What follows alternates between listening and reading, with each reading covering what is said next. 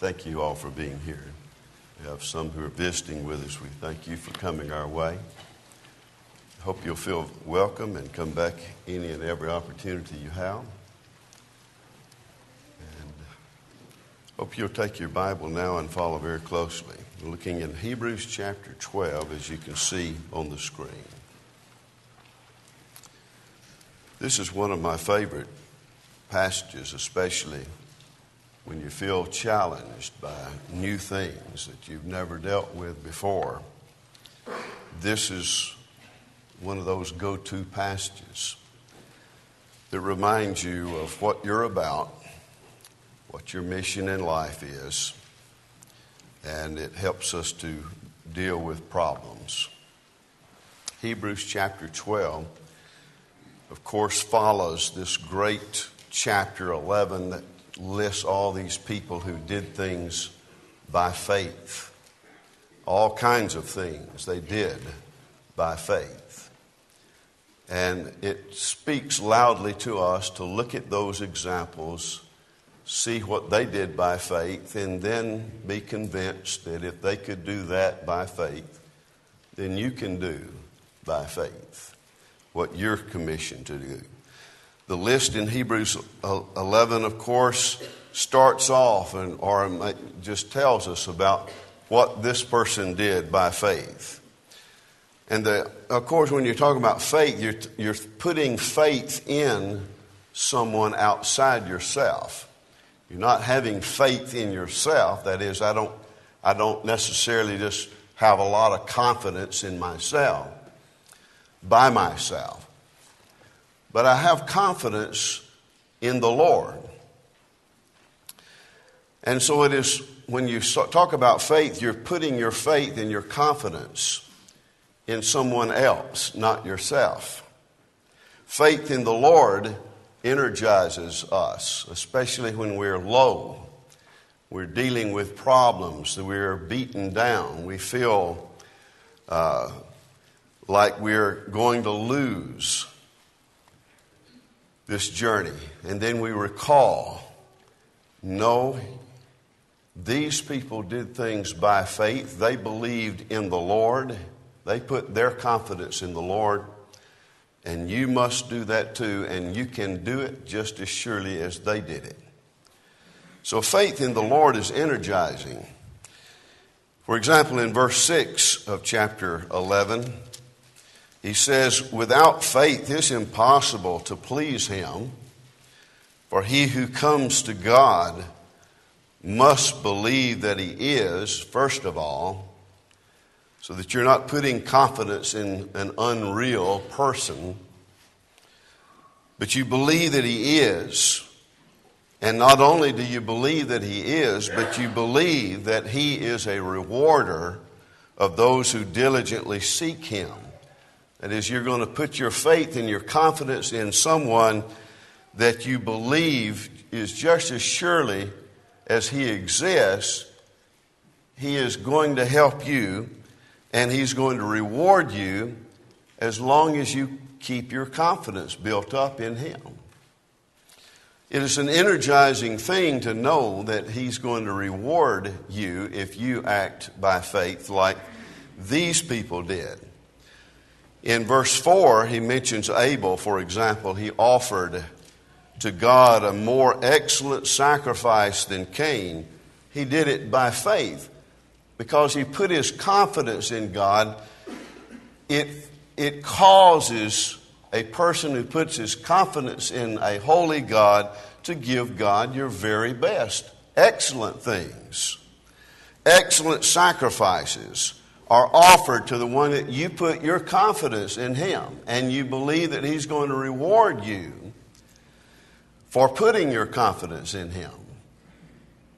And then in verse 11, by faith, Sarah herself also received strength to conceive seed, and she bore a child when she was past the age, because she judged him faithful who had promised. God had promised this. And she put her confidence that the Lord is always going to keep his promise. Doesn't matter how old I am. And so she received strength to receive the seed. And then he goes on to say, therefore from one man, and him as good as dead, were born as many as the stars of the sky, in multitude innumerable as the sand which is by the seashore. And then he says, these all died in faith, not having received the promises. That is, they didn't get the ultimate end that they had in mind, but having seen those things afar off, they said, I'm going to embrace them. And they embraced them, it says, and he says they were assured of those things that were afar off, embraced them and confessed that they were strangers and pilgrims on the earth. Meaning that this world is not my home. And I embrace the fact that that's not my home. This is not my home, that I'm just journeying through. And I believe that because I put my confidence in God, and God has told us this. But not only that, but He energizes our faith in Him because we put our faith and our confidence in Him. She judged Him faithful who promised. These all embraced things that were far off, saying, I don't look at them as a fairy tale. They are real things, and I'm going to have them. One way or the other, whether here or in the life that is to come, we're going to have them. And so you embrace them as real, even though they're way out yonder in time for us. These all did these things with great confidence. And he talks about a lot of other things. Verse 32, what more? I mean, we list a bunch of things that different ones did by faith. And he says, what more shall I say? For the time would fail me to tell of Gideon and Barak and Samson and Jephthah, and of David and Samuel and the prophets, who through faith subdued kingdoms, worked righteousness, obtained promises, stopped the mouths of lions, did almost impossible things when you think about it. They quenched the violence of fire. Like, for example, Shadrach, Meshach, and Abednego. They had the fourth man with them in the fire. They escaped the edge of the sword. Why? Because they put their confidence not in themselves, but they put their faith in God. And so they did amazing things. Out of weakness, they were made strong, became valiant in battle, and they turned to flight the armies of the aliens, like David, for example, taking on Goliath, and the Philistines just scattering when he brought down that great giant. But it was because he put his confidence in God that he was able to do that. And he says, women received their dead raised to life again, and others were tortured, not accepting deliverance, that they might obtain a better resurrection. Still others had trial of mockings and scourgings, yes, and of chains and imprisonment. These are people who didn't believe in themselves, but they believed in God and His promises to them, and they anchored their faith and their confidence in God.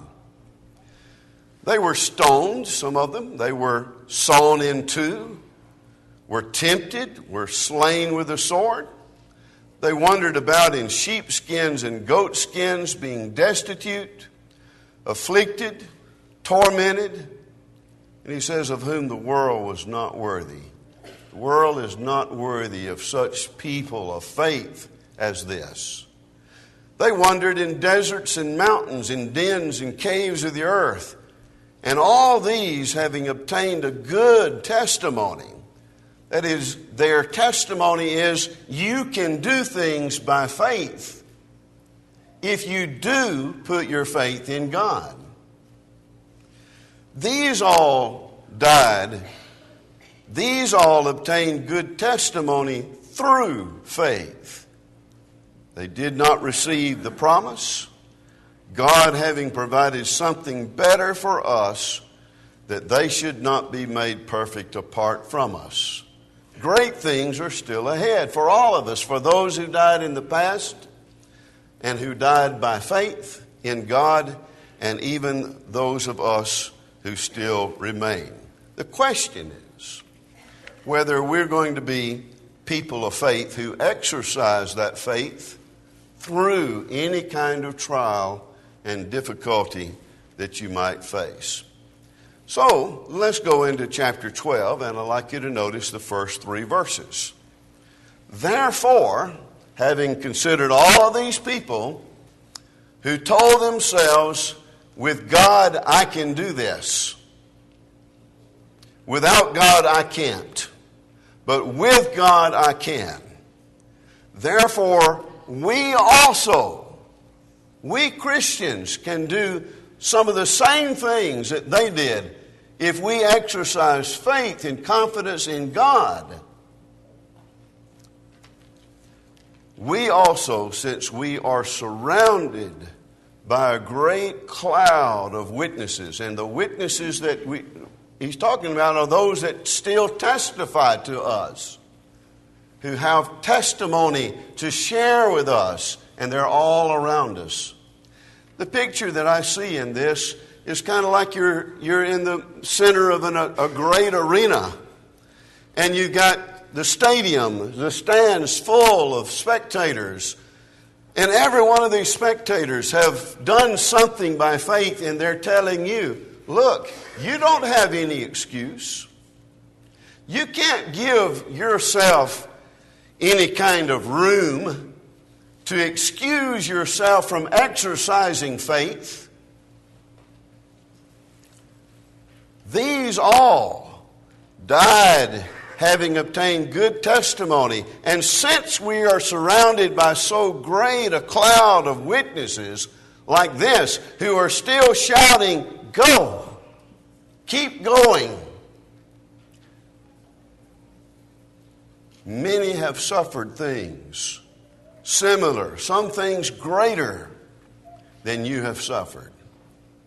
But they're all telling us that it wasn't because I exercised confidence in myself, but it was because I exercised my confidence in the Lord. And when I did that, then God did this. And there's great reward for those who exercise their faith in the Lord through whatever trial that we have to face in this world. Now, we're surrounded by this great cloud of witnesses. Therefore, let us lay aside every weight, saying, you can do this. Do you believe with God's strength you can do this? You can. Because God does not help those who say, to start off with, I don't believe in God enough to believe I can. What it is when we say that we can't is that we tell ourselves that we can't because I don't believe God is going to be true to His promises.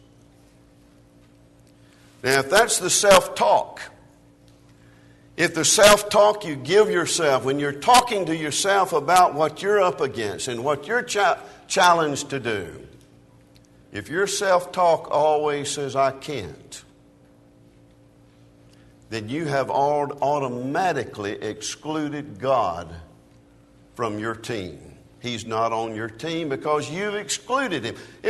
I wanted to be on your team. I wanted to be by your side. I wanted to walk with you through this. I wanted to be in the fire with you. But you said, I don't believe in you, God. I don't believe in you enough to commit my faith and my confidence to you. Therefore, I can't have confidence in anybody. Well, he goes on to say, since we are surrounded by this great cloud of witnesses who are showing you that you can, then you can lay aside every weight. When you think of weights, you think of things that would hinder you. What track runner would take on an extra 10 or 15 or 20 pounds of weights and then try to compete against the opposition, trying to carry this extra weight with him? Weights are hindrances. Anything that hinders you, lay it aside. The Ethiopian eunuch, for example, in Acts chapter 8, what did he do? When he came to a certain water, he says, "What hinders me from being baptized? Is anything weighing on me that I can't get rid of it? Get rid of any hindrance? I want to get rid of any hindrance. What hinders me?" And so we have to ask ourselves, if we've never obeyed the gospel of Jesus Christ, just like the Ethiopian eunuch, what's hindering you? What's standing in the way? If you have confidence in God that you can enter this race and you can let the author of your faith help you finish this race, then what hinders you? He said, "What hinders me from being baptized?" And then Philip said, "If you believe with all your heart, you can. You may. You can." He said, lay aside every weight. In Acts chapter 24, you remember Paul talking to Felix. In Acts 24, verse 25 says, "And he reasoned about righteousness," that's living right, and also being right, being made right with God through the blood of Jesus Christ. He reasoned with him about self-control, controlling your passions, channeling your energy in the right direction instead of telling yourself that you can't. Tell yourself you can. And the judgment to come, because we're all going to face the judgment that's coming. And Felix heard all of that, and he was afraid, and he says, "Go away for now." See, what he was carrying was a weight that said, "You can't. Not right now. When I have a convenient time, I will call for you." In other words, we're weighed down with arguments about convenience. It's just not a convenient time. And so we're weighed down sometimes with that kind of thinking. And the Hebrew writer says, lay aside that. I mean, there is no excuse. These people did things by faith, and you can too. Don't tell yourself that you can't. Tell yourself that with God I can. Any hindrance needs to be laid aside. And sins that so easily beset you. Maybe there's something in your life that you just need to get rid of it, but you're telling yourself, "I can't get rid of this. I can't overcome this." Well, just lay it aside. Lay it aside, every sin that ensnares you, that has a tug on your heartstrings. Let God have a bigger tug on your heart. Don't let this have a bigger tug on your heartstrings than God. Because if you do that, then you're telling yourself the wrong things. Lay aside every sin that so easily ensnares you. Along that line, holding your place there in Hebrews, but flip over to 1 John chapter 2. 1 John chapter 2. Listen to John's statement summarizing our responsibility to our Creator. 1 John chapter 2, starting with verse 15. John says, "Do not love the world. Don't love it." Now, the responsibility that we have is to love God with all of our heart. So if you're loving the world in an equal way, or loving the world more than you love God, then don't love the world anymore. Don't love the world or the things in the world. If anyone loves the world, the love of the Father is not in him. And that's the basic premise upon which you can operate. By faith, you must love God above everything else, anything else. And if the world stands in your way, and things of the world stands in your way, you need to lay that aside. That's not important. Loving God is important. And if you love the world equal to or as much as or more than God, then you don't love God at all. And who can go to heaven if you don't love God and you don't put your faith in God? Then he goes on to say, let's summarize it this way. Get the right perspective about what we're dealing with. For all that is in the world, the lust of the flesh, the lust of the eyes, and the pride of life is not of the Father. Those things, lust of the eye, lust of the flesh, and the pride of life, that's not connected with the Father. That's of the world. So don't love those things. And when it comes down to it, you think about this. The world is passing away, and the lust of it. All that you value in this world, material things and things that appeal to your lust and your emotions that entangle your heart and keep you from obeying the gospel. Then he says, those things are passing away and the lust of it. But if you're a person who does the will of God, now that's going to count for something. When this world comes to an end, when the smoke clears, where will you be standing? Will you be standing with God like you were supposed to the whole time? So when the smoke clears, there you are with God, just as you had been all along. And God was with you because you exercised your faith in Him. Well, sins that easily beset us, that keep us from obeying God and having a relationship with God, all of that can be laid aside. It can, if you exercise your confidence in God, not in yourself. The third thing is, he says, to run with endurance. Now, he had already said in chapter 10, look at we're back in Hebrews now, Hebrews chapter 10, look at verse 36, where he says, now one time, you recall the former days, verse 32, in which after you were illuminated, you endured a great struggle with sufferings.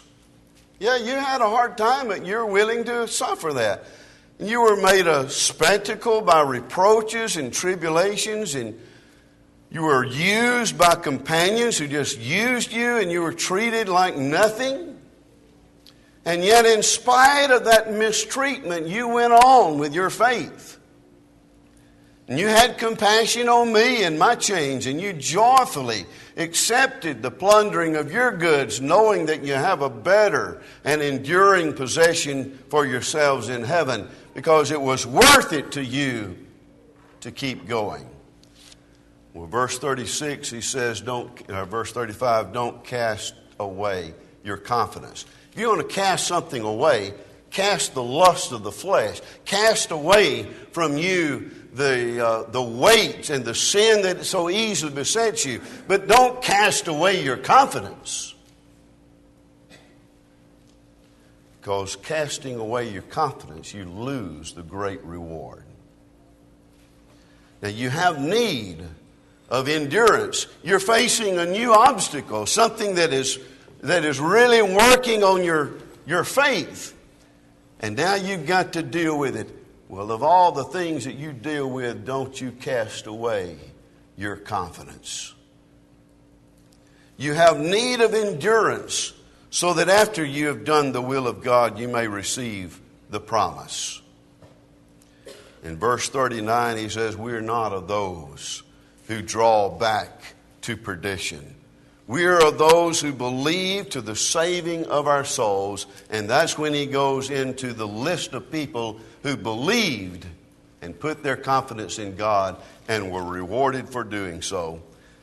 And let me say this. If you run with endurance, as you see the object that you're trying to get to, the reward, the prize. 1 Corinthians chapter 9, Paul talks about that. He says that we're running in a race, but it's not an empty thing, because we're running to obtain an incorruptible crown. And he says, I discipline my body and I bring it in subjection, lest by any means after I preach to others, I myself would become disqualified. When we run with endurance, you run to obtain the prize. Why? Because the prize is worth everything you suffered. Everything. In Romans 8, verse 18, Paul says, the sufferings of this present time, no matter what you throw into that suffering category, they're not even worthy to be compared. Not even worthy to be compared to the glory that will be revealed in us. So run with endurance, because you want that which makes it all worthwhile. At the end, we want to be able to say, I fought a good fight. I kept the faith. Henceforth there is laid up for me a crown of righteousness, which the Lord, the righteous judge, will give me in that day. And not to me only, but to all of those who love his appearing. So let's work on loving his appearing, and let's work on keeping our faith anchored in he who gave us reason to believe in him to start with. In other words, we go back to our text in Hebrews chapter 12. And he says, laying aside, let us lay aside every weight and the sin which so easily ensnares us, and let us run with endurance the race that is set before us. Looking unto Jesus. That's the key. You look to Jesus. If you're saying to yourself, I can't handle this, look to Jesus. Look to Jesus. He's the one who gave you reason to believe and commit to start with, didn't he? He did me. I look at the resurrection of Jesus Christ, and that resurrection with all the testimony of the prophetic word talking about it ahead of time, the eyewitness testimony of those who died believing in him and his resurrection, all of that, and the testimony of these witnesses tell us that you have good reason to believe in Jesus Christ. And he gave you good reason, and therefore he authored your faith. He's the one that got you started anyway. And if he got you started for good reason, then those good reasons don't just disappear. The good reasons that you had to start with from Jesus Christ, they're still the good reasons to keep going. He authors your faith, and he gives you great reason to believe in him. Now, because you're dealing with some difficulty, do you have good reason to throw away that confidence? And the answer must be a resounding absolutely not. He authored your faith. You had good reason for it, and you knew it. And he can help you finish it. Look at verse 2 again.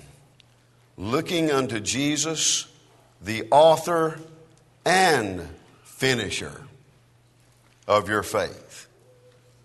So he gets you going.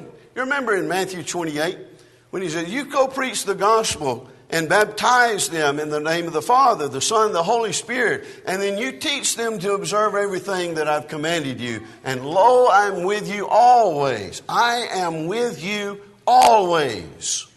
Doesn't matter what you're challenged with. I am with you.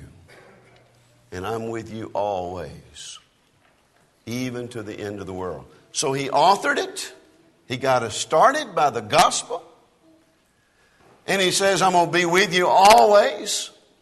So therefore, he's going to work with us to finish it. Looking unto Jesus, the author and finisher of your faith.